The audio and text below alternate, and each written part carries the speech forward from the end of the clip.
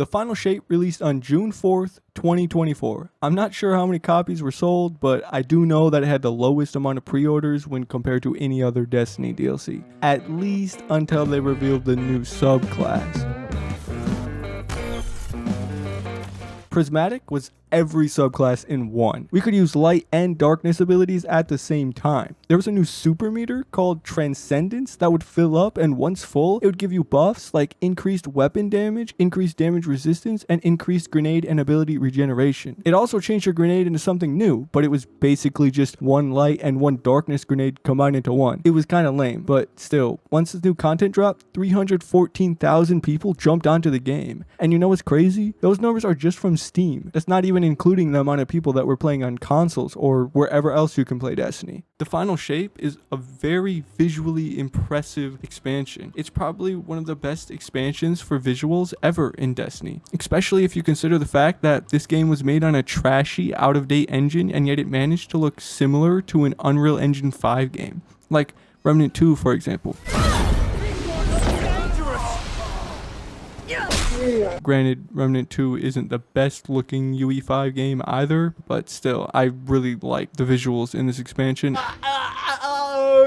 I also like the new exotic swords they added. They take up your second slot, and they're kind of cool, but they're nothing compared to these exotic class items. These bad boys can roll with 2 out of 16 different exotic perks, some of which come from already existing exotics. So that basically means you can get Star Eaters on Titan. That's pretty cool. They also gave us new supers. The Warlock gets Sunsinger from Destiny 1 basically, so just supercharged abilities, but instead of resurrection, you get a homing Firebird that actually does a lot more damage than I was expecting. For Titan, you can throw 3 void axes that weaken. When the axe hits either an enemy or a surface, it drops as like a tool that anyone can pick up. This means you essentially get 6 axe throws with the super. Every axe throw weakens, so it's a pretty cool super. I like it. The Hunter gets an arc knife. It's kind of simple, but you can teleport and stuff. I've never used it because I don't play the Hunter in Destiny 2, but I really do enjoy the new supers. Wait. Why am I saying so many good things when I know why you clicked on this video? I said this update was a letdown. One of the reasons why is Prismatic. In the reveal, this subclass was supposed to showcase our mastery of light and dark, giving us access to all elements. It had massive potential, but Destiny 2 wasn't built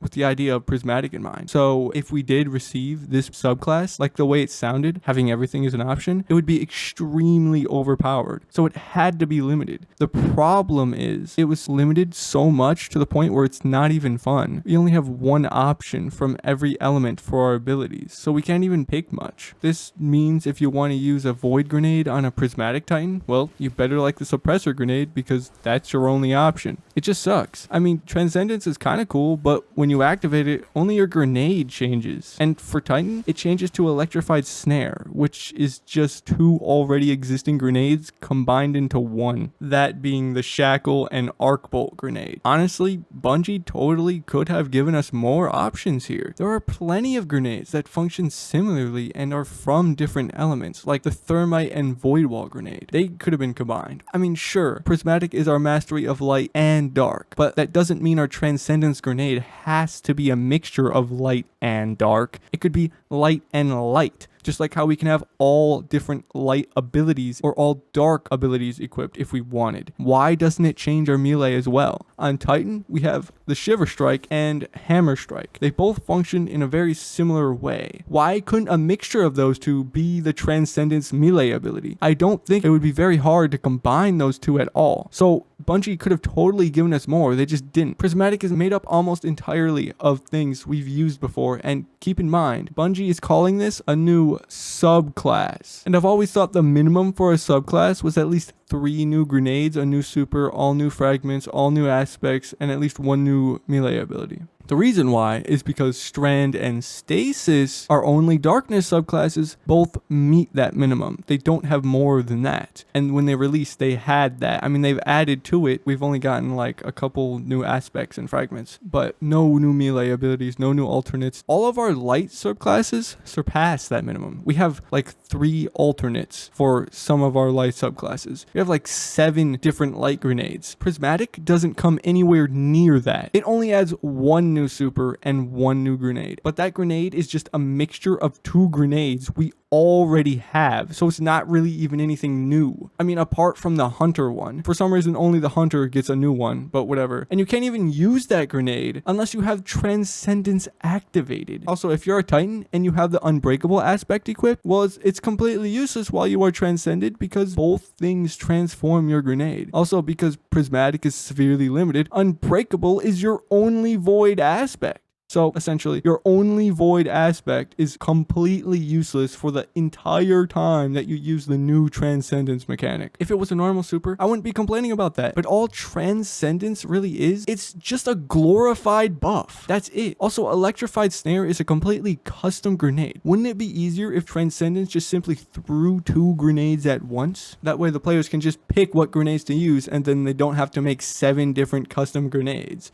I probably would be 10 times more satisfied if I got a new Darkness subclass instead of Prismatic. And I'm pretty sure all of you guys would too. It's not that the concept for Prismatic is bad. I like the concept because it's supposed to give us more options and that's good. It's just bad when limited. And the Prismatic we got is limited. In my opinion, if Prismatic came with the launch of Destiny 3, the game could be designed around the subclass. Which means we could actually have literally everything and have complete customization over our subclass. Prismatic was released way too early. It makes more sense for it to be released with a new game rather than one we already have.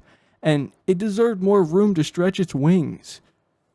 Okay, so this is editor me talking. And I don't know if you're familiar with the news or anything, but Destiny 3 ain't happening. Okay, it ain't happening. Neither are any new DLCs. They aren't happening either. So, yeah, I think Destiny's done for. It's probably gonna die. Like, there's no way it's not gonna die. It took me way too long to make this video. I mean, I planned for so many more things to come out in this video. Like, I was gonna talk about the ending with the Excision, but it's just taking me forever to do it.